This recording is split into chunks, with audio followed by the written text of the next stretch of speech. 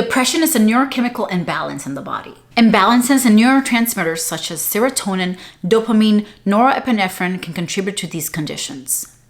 And now we have a scientific definition of depression. So what's happening in your body? One of the things that popped up for me was the norepinephrine. So the imbalance of that particular neurotransmitter.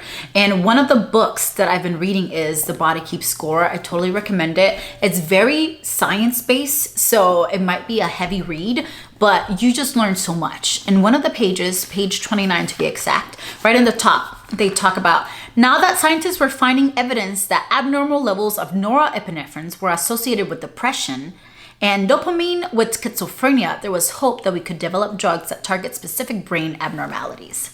And again, I am a pre-medical student and I do believe that there's a space for medication, but I do believe medication is the last resort, especially when there's so many holistic ways that we can approach something. And again, we don't know, so we have to learn what our body is doing so we can better assist. So in that definition, we learned that norepinephrine is one of the neurotransmitters that imbalance of that specific neurotransmitter can lead to depression.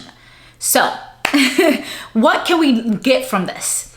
A little science lesson. Wow, I've missed school so much.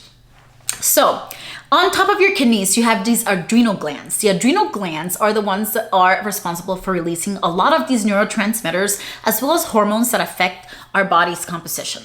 Norepinephrine and epinephrine are two neurotransmitters, aka hormones, that are released in our body, specifically in our fight and flight mode, which is also tied with cortisol. And baby, if you don't know about that, stress, why do people say stress kills?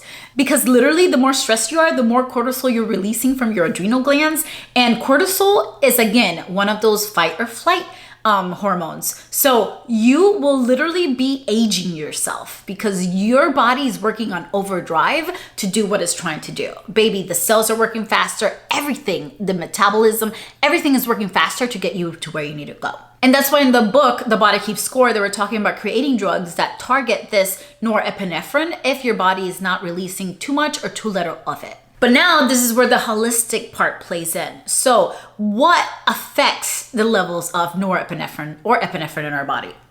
Specifically, norepinephrine.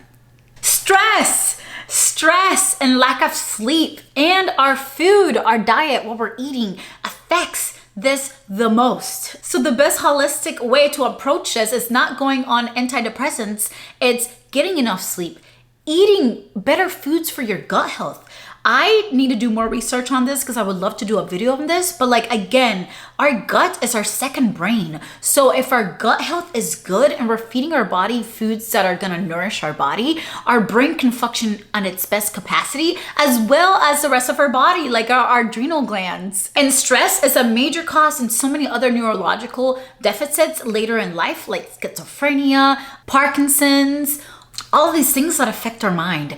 And in the United States, we are literally stressed all the time. There's bills that always need to be paid. Inflation is kicking our ass. We can't even buy a fucking house at 28. Like, baby, it's hard out here. We can't even find a job.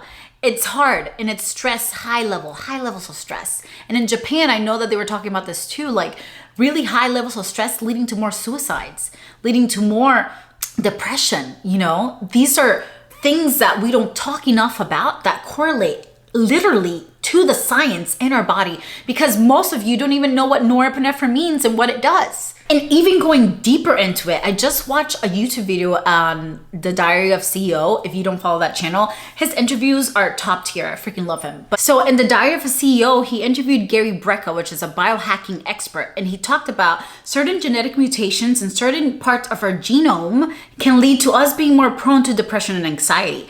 And how do we target, depending on where is it in the methylated chain, how can we target that? Whether it's through diet, whether it's through things that we're eating, like do we need more iodine? Do we need more, I don't know, iron?